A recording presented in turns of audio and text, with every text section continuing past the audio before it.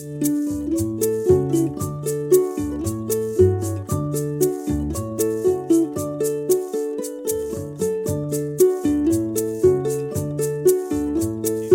I had a globally accessible website that auto-scaled up and down, and it was highly available.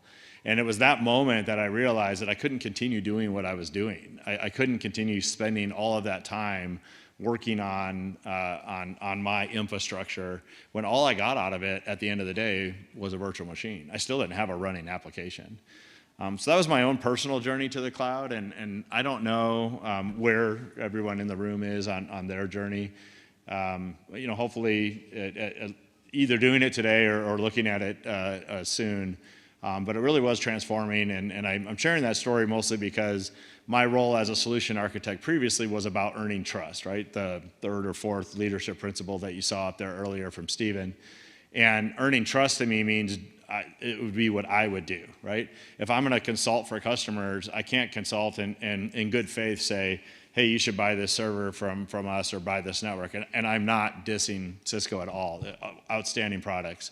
But it wasn't what I would do. And if it wasn't what I would do, then how is a customer gonna trust me and doing, or following me, right? Lead from the front. So anyway, that's my story, and I'm gonna start today talking about innovation, but innovation, we're just gonna use an example, and that's the contact center. Let's see if my clicker works here, which it does not. There we go. So we'll talk a little bit about improving the customer experience in the contact center. And again, working backwards from the customer with customer obsession, we work from that end problem and we come back from that. And when I talk about customer, I say like customer, maybe some of you in the room, but really the customer's customer, right? Like these are the constituents, the customers that are calling into these contact centers, and what is their experience? And generally speaking, when we went out and interviewed a number of our customers, we consulted with Forrester Research to do this for us. They looked at all of the challenges that were being faced in the contact center. And you can see some of them here, and please add to these if you want. But the top one on the left, legacy solutions were too expensive. It's always too expensive. Everything's too expensive always, right? Nobody ever said, wow, that's super cheap, I'm so happy. But really what it comes down to is if you skip one there and go down to the bottom, it's that scaling up and scaling down. And the reason they're always so expensive is that you have to build for the peak, always, right? It's not that you're buying your contact center solution for the 10 agents that have to answer calls, during one shift. It's for the 100 agents that have to answer calls during those peak times. With tax season, driving certain events, COVID affected all of us, driving increased contact center interactions. And because you have to purchase for the peak, now you're spending all of this money all of the time to cover that one or two cases where you have to scale up. The painful and frequent outages, it's not just that you have to buy for the peak in one data center, you have to buy for the peak in 2 data centers or 3, because you have to build for those times when there are outages, when a backhoe goes through a piece of fiber for the telephony provider, or a sprinkler head goes off in the data center. You always have to plan for that disaster. So now it's not just 2 or 3 times as expensive, now it's 4 to 6 times as expensive because you have to do it twice. And we're also looking for a better experience, right? I always use DMV. I pick on DMV because everybody has that DMV experience, right? It's just not very fun. But you press 1, you press 2, you press 5, you wait 35 minutes, somebody finally picks up and you got the wrong place. Now you have to go somewhere else or send this document in and come back and talk to us later. Why can't we get a better user experience? And I had a friend from Australia who shared a story with me, and it's not directly related to the contact center, but I think it's really important to understand. How many of you use mobile apps for banking today? Right? Do you like going into the bank anymore now that we have these mobile apps, right? And why is it that we can use a mobile app and deposit a check faster than if I was actually at the front of the line in the bank? Like the experience now has just changed. And what's happened is what makes that faster is that I'm authenticated to that mobile app. They know who I am, right? When I'm in there, I don't have to prove it. I don't have to say who I am. I don't have to get my ID out and hand it to an agent. It's a better user experience. So how can I take that user experience, again, working backwards, and bring that into the contact center? So how can I call or text or chat without having to go through all of this proof or all of these steps that are necessary just to get to the right person, just to get to my answer? So a lot of that is artificial intelligence. It's using technology like voice ID or voice prints, where I just ask my question and within 8 seconds or so, it can identify or match me to my phone number and authenticate who I am. I don't need to know your birthday, your zip code, who you dated in college. It's just a voice, right? And it uses that. And if I have a good confidence that it is who I think it is, then let them do what they need to do. It's also using natural language understanding, which is also a machine learning technology or artificial intelligence technology that understands phrases, the way that we talk naturally. I don't have to say, these specific words. I don't have to say it in the exact order. I can just talk to it naturally. Very much like the Alexa experience that many of us have had. I can just talk to it. It understands what I want, what my intent is, and it maps me to that, and I can get to the person. So now instead of pressing 1, pressing 2, pressing 5, pressing 9, I can just say, how can I help you? And whatever they say, I just map them to that and get them on their way. So these were a lot of the challenges that we're facing customers, and some of the challenges that we look to fix in the contact center when we set out and built Amazon Connect. So a brief introduction on Amazon Connect. It's a cloud-based contact center. That first line there, or easy to use, omni-channel cloud-based contact center, we could spend the next 45 minutes on that sentence if we really wanted to unpack it. But what's important to recognize there in the cloud-based contact center is that inherently comes with a number of benefits and features that may not be readily seen just by reading that. One of them is it leverages AWS's region technology or region architecture. This region architecture includes multiple availability zones. Each of those are one or more data centers that are separated by meaningful distance. They have different power providers. They have different tier 1 internet providers. They're separated against things like fault lines and tornadoes and other events that might occur. And the service itself, Amazon Connect, is distributed across all of those. When you purchase Amazon Connect or use Amazon Connect and you pay for the minutes that you use, you inherently get high availability. You're distributed across 4 or 6 even in our eastern region facilities, and we take care of all of the syncing, the load balancing, the distribution of those calls, and we have the contracts with all of the tier 1 service providers that have also terminated all of their connections into all of those availability zones.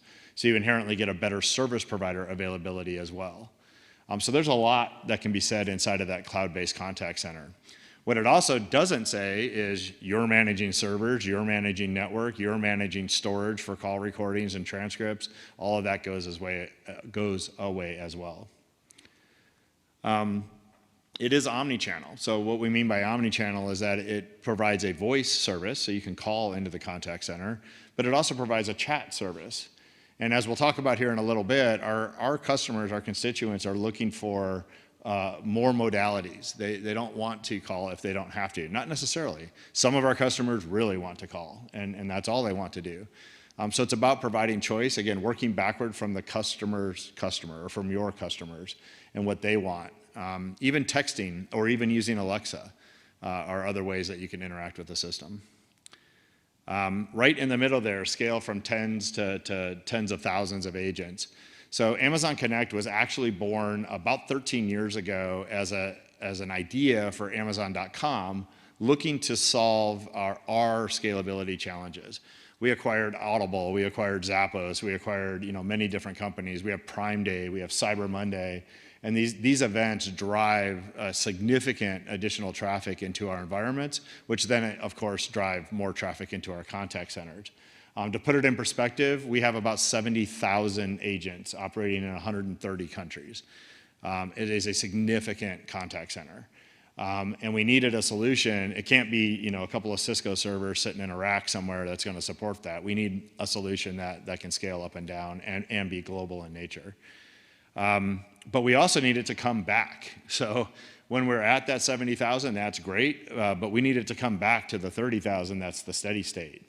And so we don't always want to have to pay for that, and that's the big bottom line, and it is the bottom line, right? Pay for what you use. With Amazon Connect, you pay by the minute, and that's it. There's really not a lot more to it. Tell us how many minutes you use, and we can tell you what it costs. There's no agent fees, there's no hardware fees.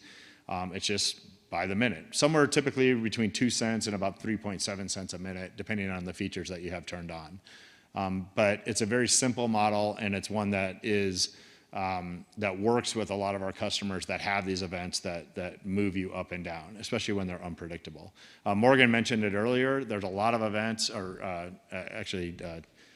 Morgan and Casey mentioned it this morning. There are a lot of events that we don't know or we should know they're going to happen, but we don't know when, and we don't know, how it's going to occur.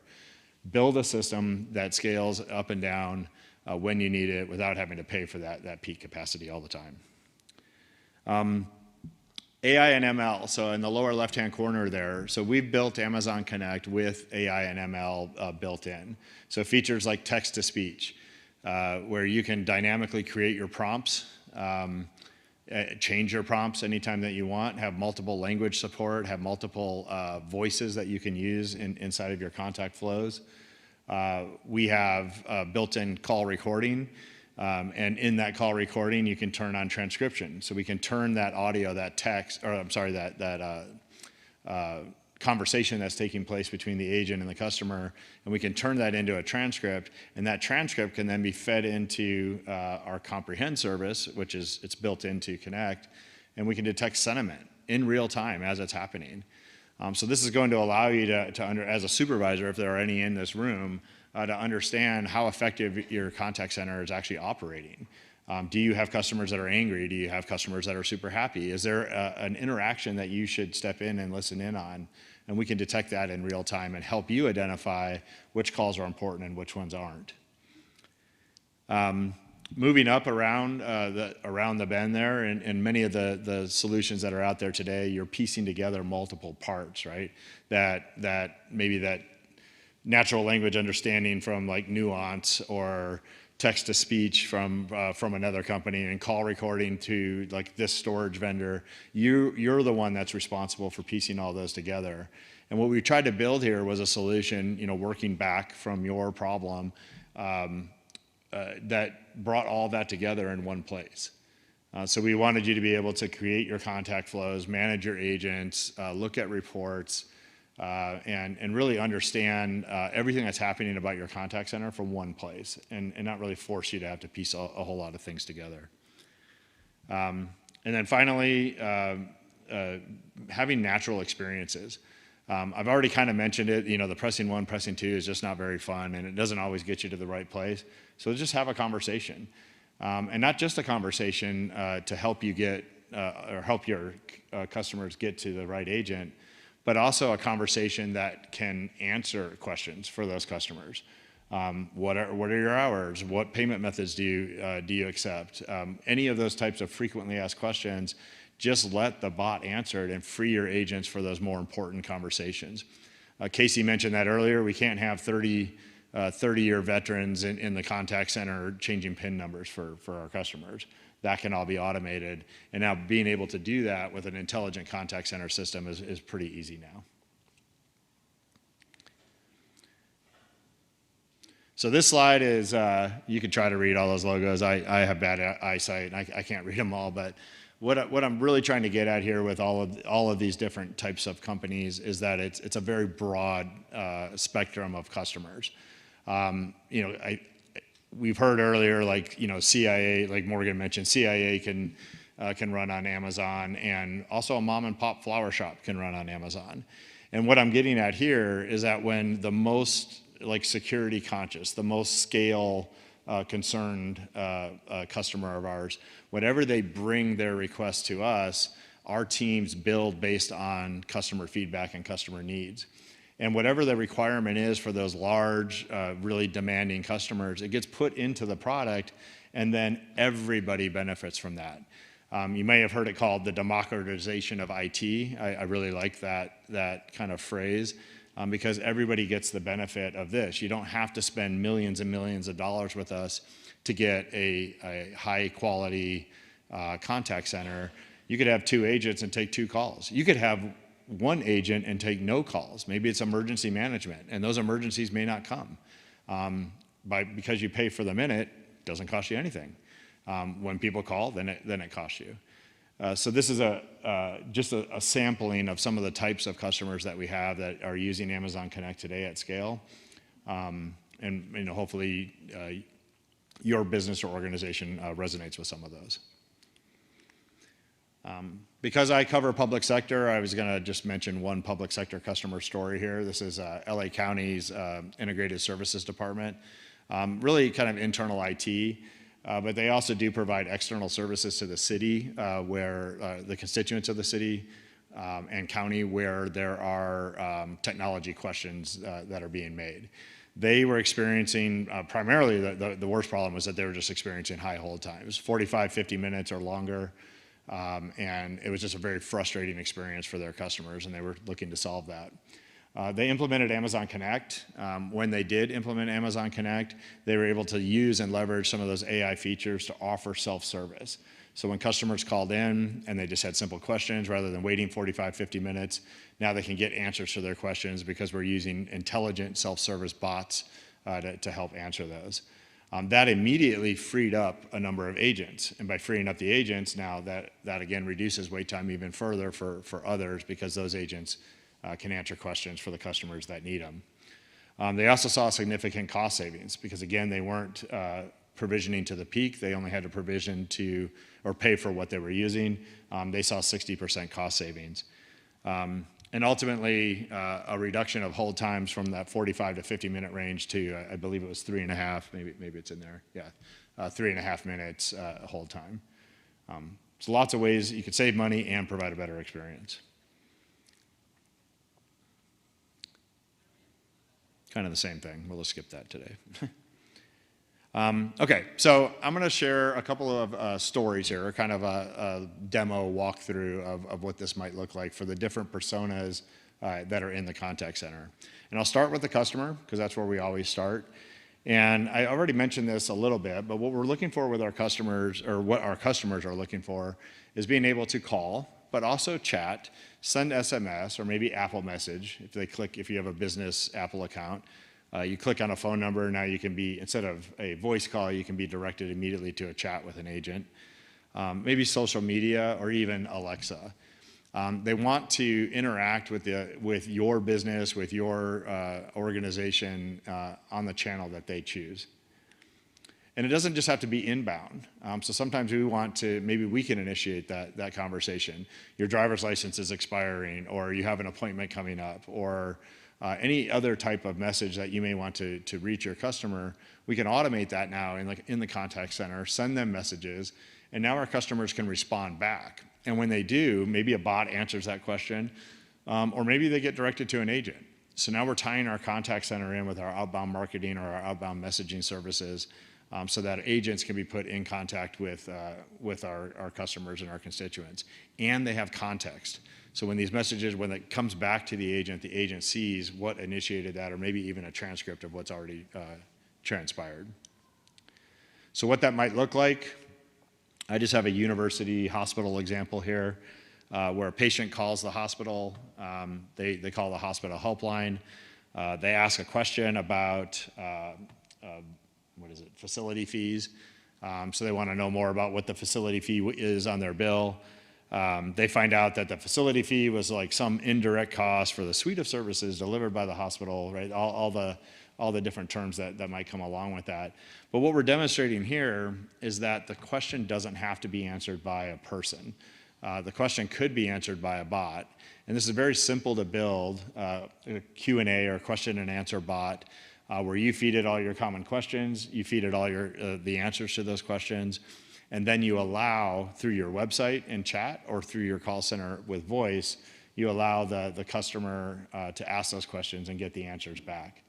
So this is a non-personalized experience, and what I mean by that is that this is the same answer regardless of who's calling in if they ask that same question. But it's a very effective way to front end a lot of those common questions that might come into the contact center. But now they say, hey, you know what, I need to book an appointment. And this now becomes a personal experience, right? This is dependent on who you are, what clinic you need to see, what facility that you're going to go to, who's your doctor, what time and date are they available, and are you available? So this, again, can be done with a question and answer bot, or I should just say a bot in general, a virtual assistant. But now it involves more intelligence, and this involves integrations with back-end systems. I need to know who you are, again, back to identity, but I also need to be able to look into my back-end systems to find where are the available appointments, when are those doctors or nurses available for to meet with them. And so this involves gathering information, and for us, we use Amazon Lex for that. So they ask the question, we ask follow-up questions. Okay, what's your name? What clinic do you want to go to? You start asking those follow-up questions. And once you have all of the data that you need to make a determination or go look into a system, then we simply make an API call to your back-end systems. We pass that data in, we get responses back. Based on those responses, we move on to the next step inside of that transaction. Common ones, I'm showing appointments here, but we see like for internal IT, like password reset, number one. I see that every customer that we go to. Looking for locations for things. So asking, earlier we could have a simple Q&A bot where we just say, where's the closest DMV, but not all DMV offices offer the same services. So now we could drill down a little bit farther and ask follow-up questions as well. So there's a lot of ways to use self-service. I'll tell you now from a best practices point of view, don't try to boil the ocean, pick one or two. What are the most common one or two questions that your agents are asking for people, and try to automate those. Get those really, really well. For everything else, just say, I don't know, let me get you to an agent, right? But get those first two or maybe more complete. So we book it with the virtual agent, that's great, everything's good, and then they want to enter a clinical trial. Okay, well this is just not something that we've built, right? It's just not a common question. I don't have that. So we're just going to move on now through the normal contact flow, but we can still use intelligence to help with this type of conversation. So let's ask who they are, or let's validate who they are. Maybe they're not even valid, or they're not able to join this particular trial because they don't meet some of the requirements. But ultimately, once we know who they are, then I can route them to the right agent, right? I know who they are and I know what question they have, so I can get them to the right place. And when I do that, now the agent is presented with a screen that has that person's information already. I've used the bot to collect information about that person. I'm presenting that to the agent, and now the agent has a head start.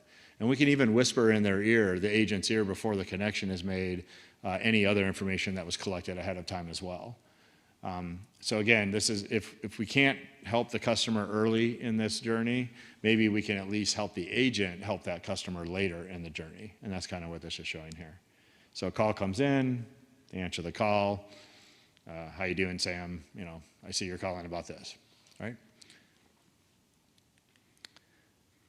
So that's kind of what we see on the customer side. Those are the types of interactions I think that our customers are looking for if done properly, right? We all have had that annoying bot experience as well where it just doesn't work. So you always build in those back doors, agent, customer support, 000, whatever, just to try to get to the agent, and that's okay. Yeah, I'll get you to an agent. What's your name, right? You still can make that a more effective process. On the agent side, what we're really getting at here is trying to make them more effective at what they do. 2 cents to 3.7 cents a minute. I'll guarantee you right now that is not going to be the most expensive part of your contact center. It's going to be the agents. Agents are expensive. There's high turnover typically. You have to train them. Good agents are hard to keep. So we want to make agents as effective as possible. And to do that, we need to bring more information to them quickly. So one of the areas that we focus on is an integrated workspace. So you kind of saw a preview of it a second ago. But bringing customer profile information directly to the agent, bringing previous transcripts to the agent so they can, I called 2 weeks ago and I said this, and okay, let me look at that really quick. And now they can read and see those transcripts from previous calls. Bringing information to them. So as the customer is asking the question, I need help with, why can't the contact center do the lookup for the agent? So we have a service as part of Connect called Wisdom where we do exactly that. I need help with this, and the agent is presented with that answer. We look through your knowledge base, we go through your FAQs, and we bring those answers directly to the agent so the agent doesn't have to put the customer on hold to answer those questions. Voice authentication, I mentioned that earlier. If I can identify who that customer is and confidently know that I'm actually talking to that person, I don't have to ask them all those front-end questions about who they are. They don't have to repeat anything that they may have already said. I can authenticate them and I can say, thank you for being a loyal customer, you're voice authenticated, how can I help you, right? And just move on. And more importantly, when they don't, right? They come in at a 20% confidence level and they're saying they're this person. Well, now I can really dive deeper and ask them some deeper level questions, hopefully prevent fraud. Maybe they were in a Starbucks or in the rain in their car, but at the very least, I can make it, as an agent, I can make the determination that I may have to dive a little bit deeper with this particular person that's calling as well. We had a great example of this in a K-12 school for the attendance line. And they're like, if mom leaves a voicemail, I know it's mom. I can hear it's mom. But if I hear an 8-year-old's voice on there, like, I'm not coming to school today, or Bobby's not coming to school today, right? Like, you can use this in so many different places. It costs 1 penny per call. So it's very, very easy to implement and turn on. I mentioned the contact history, but also working remotely. I mean, probably everybody here had to send all their contact center workers home, right, during COVID. And if you were tied to a phone, like a desk phone in a building somewhere, that was a very difficult time to get through. With Amazon Connect, we primarily work from a soft phone, and that soft phone uses WebRTC, which is a very high quality audio connection that allows your agents to work from anywhere. So this allows you not only to have agents work everywhere, but it also allows you to add more agents when you need to, and because you're not tied to a desk phone. So during those scaling events, during those times, all hands on deck. We've even had an incident during a hurricane at Amazon where they trained us as Amazon employees how to answer calls for the Red Cross. So we became agents for the Red Cross. So it's a very flexible technology. All you need is a USB or a Bluetooth headset, and you're ready to go. So what that looks like, this is like an agent app or an agent desktop. On the left, you can see a call has been answered. I can see voice sampling is occurring at this time. So at this point, the agent and the customer are just having a conversation. How can I help you? They're talking. And again, after about 8 to 10 seconds of the customer speaking, we can make a determination of whether they are authenticated or not. Are they really the person that they say they are? I can see here as an agent now, hey, they're authenticated. It's a low risk. It means it's a high confidence that they are who they say they are. And we'll just start having a conversation. In this case, I can see all of Sam's information. So I have his complete contact history. And what I don't show here that we launched two weeks ago are we can actually do case management inside of Connect now as well. So if you don't already have an existing CRM or ITSM system, we can do case management in here, and you would see all the case history at the bottom as well. But in any case, we're having this conversation, and then up in the upper right corner, you see, hey, one suggestion. Sam just said, do I qualify for uniform relocation assistance? As an agent, I don't know. I don't even know what that means. I just found this question, so I put it in here. But Sam just asked for that. This came up, and I can click on it and get even more information. So now as an agent, I'm able to answer Sam's question quickly because my system was listening for his questions as they were coming in. So this is an effective way to, again, to make your agents better at what they do, hopefully improve the customer's experience so they're not waiting on hold and they're getting the answers that they need, very fast. Now this is great. It's good. You have this experience. but you probably are working in Salesforce or working in ServiceNow or working in Zendesk or working in some other system. The agents aren't working from here, right? This isn't their primary mode of interaction for managing calls. So what's probably the most important piece about Amazon Connect is that it was born as an API. It was born as a contact center, a scalable contact center in the cloud that could be integrated in with systems. So what this really means, as you see here with ServiceNow, is don't use our interface. Don't use any of that. And in fact, Connect should be the last thing the agents are thinking of or even see. What they should be doing is working inside of their systems, and with Connect, we can bring the contact center into those systems. This is ServiceNow. There's a built-in integration for that. You can see the call panel on the lower left there. Calls are going to get routed the same way as before, and you can use all of that intelligence that Connect offers to do that. But now once they finally arrive at the agent is in their tool, right? They're being presented the case history, the previous tickets that have been opened. They can click on transcripts. You can see on the right the sentiment analysis of the call that's currently in progress. If they click through, they could see a transcript and the sentiment of each of the statements that have been made as well. And this is really important is, again, the contact center should just disappear in an ideal world. And that's what we're trying to do here. Now, this isn't always something that you're going to be able to do necessarily on your own. There's some integration work that has to take place here. With ServiceNow and Salesforce and Zendesk, these are built out of the box and you can get started. But through our partners like DataHouse and others, you can very quickly leverage the powerful Connect APIs and bring them into your tool, right? Your CRM and your ITSM tools. So this is just one example. This is what Zendesk looks like. It's very similar in experience. And then the last thing I'm going to talk about is the supervisor experience. So the last modality here, or last persona. And with supervisors, this is about scale. We have lots and lots and lots of calls that are coming into the contact center. We have lots of agents that we have to manage. We need to understand how our contact center is operating and if our agents are being effective or not. So we want real-time alerts. We don't want to look at a blank screen of 100 agents and try to pick one to go listen to see if everything's going okay. Or wait for an agent to notify you that something's gone wrong, or wait for the customer to say, I need to talk to your manager, right? Instead, we can monitor in real time the sentiment of these conversations as they're occurring and notify the supervisors that there may be some calls that they might want to drop in and listen to. We also need to understand why our customers are calling.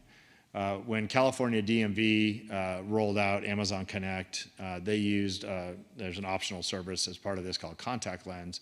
And Contact Lens does automatic call categorization. So it can tell you why they called. It can also tell you what the agent did to resolve that call. So issue detection and resolution. And what they found was early on was the calls were coming in exactly as they expected, and then it spiked, and it was all about Real ID. Casey mentioned that earlier, but they all of a sudden saw this huge spike of Real ID questions that were coming in, and it allowed them to go back and update their Q&A bot to help answer those questions more effectively for the customer. Amazon Connect can automatically identify why and group those calls as they're coming in. And then it's about analytics, performance indicators, metrics. So we have a number of built-in reports that you can use to monitor your contact center.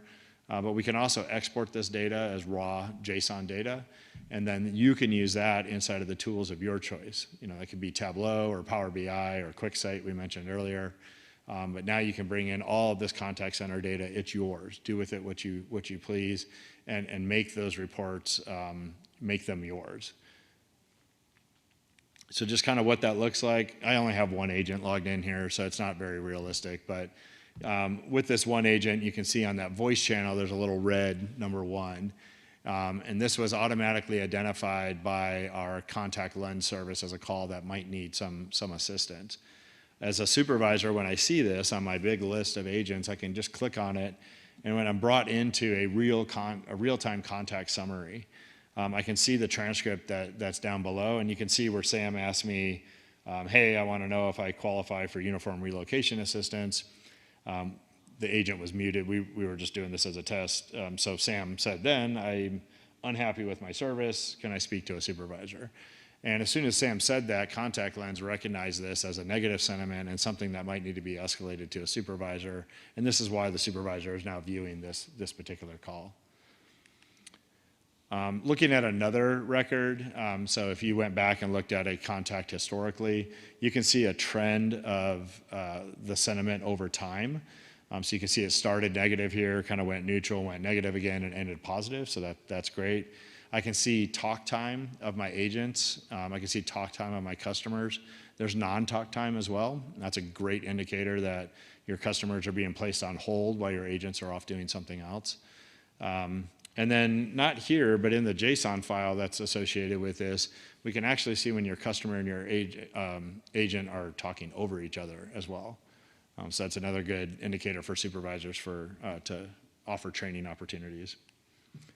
I kind of skipped it, but you can see the categories there. So we're automatically categorizing the calls. They use the correct agent intro, they use the correct agent conclusion, and this was a ride issue. So this particular call was about booking through a ride service and that driver not showing up. You can see it here in the transcript, you can see PII redaction. So we can pass this through. It's an optional if you want to turn it on or not, but we can redact PII from the transcripts, and we can redact PII from the audio recordings as well. So this might be good for compliance purposes. It's also really good for agent training. So now you can go to another call and then work with different agents and say, so here's a call that went really well. Be more like that. Or here's a call that went really bad. Don't do that. And then ultimately, up at the top there, you can see show transcript summary. And that summary offers you the capability to take maybe a 10-minute call and summarize it down to 3 or 4 sentences or maybe a paragraph. And this then can be taken and just cut paste right into your systems. So rather than your agents now, when they hang up, having to spend 5 more minutes trying to summarize their call, what was the issue, what was my resolution, all of those types of things, I can do auto transcript summary, cut paste, put it in there, and move on to the next call. So this is all part of the system. So hopefully just kind of walking through this, this was an innovation or a cloud innovation session, and I used the contact center as an example of ways that you can innovate. This obviously applies kind of more broadly across multiple applications. Thinking about how do your applications scale up and down? Are they highly available? Do you pay only for what you use? Can you move quickly? All of those are the types of questions that hopefully you've heard throughout today, and since I'm the last one, I'll just go ahead and summarize that. But that's it for my session, and I can open it up for Q&A now. So, yes? So our organization recently converted from servers to cloud for our phone system, both the contact center as well as our enterprise-wide phone system. Our contact center totally loves the cloud, soft phones. Our other employees have had a little bit of a challenge with the organizational change management aspect of this. So in terms of converting from handsets to soft phones, we're still going through our crawl, walk, run phase. Do you have any advice? Because we don't want to leave anybody behind, but what we've also found is now our employees who have not bought into it choose not to sign into their WebRTC at all. Like, there's no comms. And it becomes problematic because if there's packages waiting for them in the lobby, our receptionist reverts to no. Okay. And it's great that our contact center adopted it. Not so good that everybody else didn't. The reason why we went with this solution is because our contact center could still transfer calls to individual phone lines. Okay. So this sounds, if I summarize it properly, from a contact center point of view, the agents are using soft phones and they're okay. But but the rest of the organization maybe move to like Zoom phone or Teams or something like that for like soft phone use instead of having desk phones. Is that the? Close. We're on the same platforms. Oh, okay. Service provider does both our contact center as well as our enterprise. Okay. I can't speak for the desk phone side. Unfortunately, I don't know the answer to that. From a contact center point of view, for those that are let's say soft phone challenged, we as an agent you can log in to the control panel and you can forward calls to any PTSN number that you have. So that's an option for those that would prefer to have the call forwarded to a desk phone or have the call maybe go to a mobile phone in certain situations that they can do that as well. The only challenge with it is then we're maintaining an inbound call and an outbound call to do that, and that costs about half a cent more per minute to do. If it's small usage, it's probably not going to matter all that much, but if it's large usage or across hundreds of agents, then that half a cent could add up, and that's so we don't see that as widespread as we would. It would be more for exceptions. Hey, somebody just cut through my home internet line, and I'm working from home today, so I'm going to forward to my mobile phone or something like that. So, okay. Does that help, or a little maybe? I think we need to help our employees with that transition. Some of them are not technologically comfortable, and so this transition from handset to soft phone was a bigger jump, I think, than we. Okay. Are you going to stay for the happy hour? Let's talk then. Okay. Any other questions? Yes, sir. So it sounds like some organizations actually got rid of their telephone phones, like voice telephones or standard phones, to switch to this, both external and internal. It sounds like internal. Radio is that internal. Is that the direction, or is this really just external content? Yeah. So the question there was about switching, wholeheartedly, right? Contact center and phone system. So. What I discussed today was really focused on that inbound contact center, the helplines, or the help desk, the customer service lines, benefits lines, those types of things, those inbound focused contact centers. Separately, I personally do see the trend of moving away from desk phones to like soft phone usage. It's not, we do have a service that can do it, but predominantly what I see are Teams and Zoom as providing that, and Google too, Teams, Zoom, and Google, I should say, as providing that soft phone experience for everybody. So you log in through your desktop, through your laptop, use a soft phone, and they have a phone number that's dedicated for them, and they take calls that way. But those are two separate conversations. There's contact center, where we're handling interactive voice response and routing particular customers to users. And then there's just every day, I have a desk phone or I don't have a desk phone. Yeah. It seems like there's potential huge cost savings to remove that from all that old infrastructure. Undoubtedly, yep. Yeah. Most of the desk phones are, and I can't speak for Microsoft or Zoom or Google, but most of them are like, $5 a user or something like, that's going to be negotiable, but there's just a flat rate for desk phone type of usage. In the contact center, it's just a per minute charge. So, okay. Yeah. Yeah. Or none. The other trend is none. Just everybody has a cell phone. Just use your cell phone. And that's the other trend I see a lot too. So. Yes?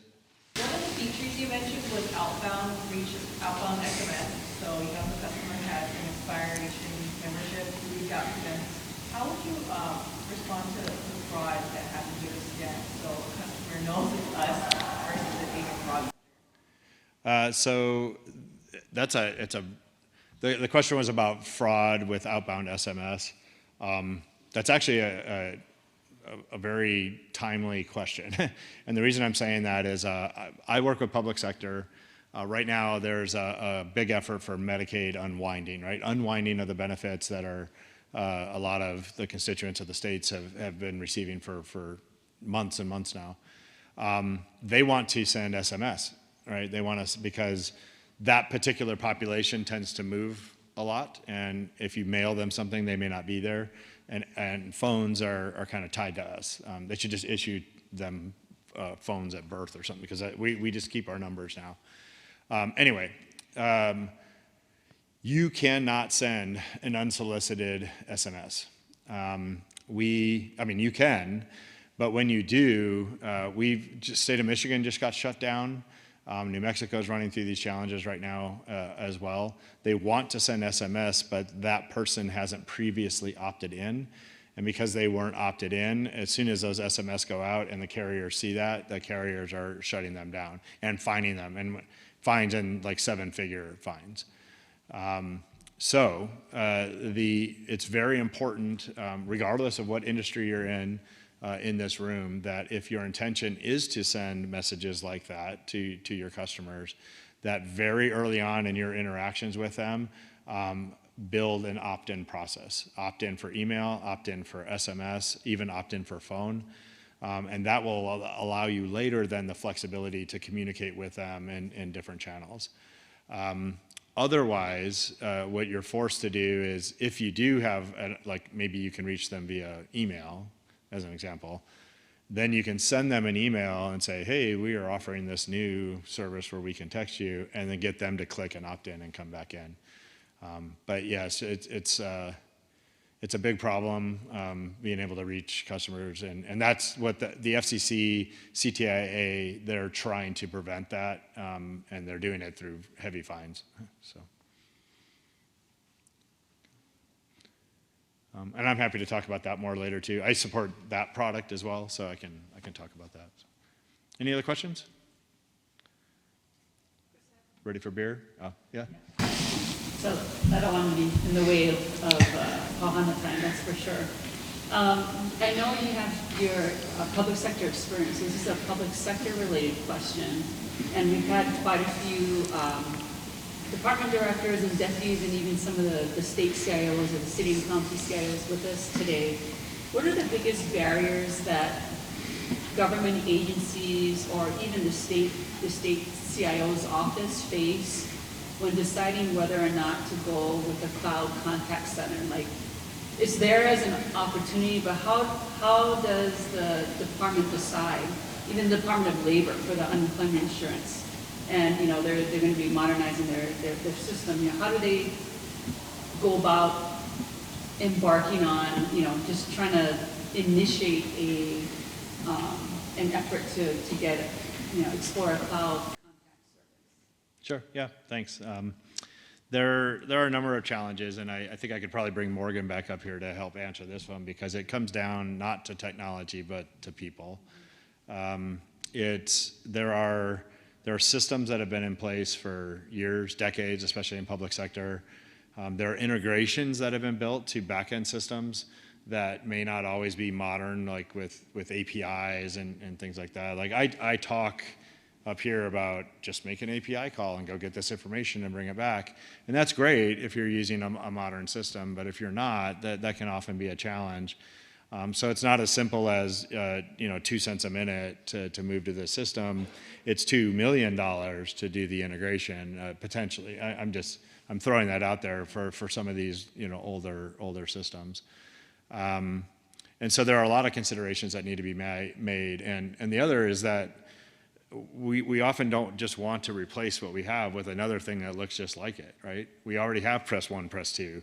We already have this particular feature. It's moving to the next thing. Like, how do I automate that? How do I allow my customers to authenticate themselves from a security point of view? Like, I'd love to offer that feature, but I can't prove that they are who they are, and I'm already under investigation for fraud and all these other things. So it's often hard to conceptualize how to get from where they're at today to where what is possible. And my answer to that is always the same. It's like, get yourself to a platform that at least enables you to get there when you're ready. Don't lock yourself into another 5 years of the same old thing, because you're going to get the same result. So by moving to a platform, you can replicate very easily what exists already, and then start thinking about bringing in those more advanced features. And again, I mentioned it earlier, don't boil the ocean, solve one problem, just solve one. And when you get that one solved really, really good, then solve the next one, right? And each time you do that, you're going to learn a little bit more. I don't know if Steven's still in the room, but one of the things that he mentioned earlier was talking about innovation, and you can't innovate unless you fail, right? And you have to create environments where you can fail safely. And I think in my 5 years now that I've been at AWS, that could be my favorite part about working here, is that I can just go build, just go try it, right? If you have an idea, go try it. If it doesn't work, turn it off, right? It maybe costs you $1, maybe it costs you $10, and it costs you 10 hours. But there are often some really great ideas, even in government. And I say that a little sarcastically because it just seems like we always throw them up as like, we're not going to, like Morgan said, you're not going to recruit the brightest and best talent because they want to go do the cool things, but they can't do the cool things because they can't buy the stuff that they need to do the cool things. But cloud gives you that, right? Cloud gives you that opportunity to just try, just experiment. If you want to enable your parking meters with machine learning and have a mobile app and tell everybody where the free meter is at that moment in time, well, in the cloud, just go try it and see if you can do it. On-prem, you're buying 400 servers, you're running, training algorithms, you're trying to do all this stuff, and it discourages innovation, right? It discourages, because it's like, if you fail, it's like, oh, I just wasted all this taxpayer money. And I think I took a big tangent there, but I would just say that just get yourself to a place where you're at least enabled to move forward, and don't lag or stagnate in the past. So, sure. Okay, anybody else? Let's go drink. Yeah, thank you. That's my that was my QR code. It's not my QR code. There's my QR code. So thank you very much.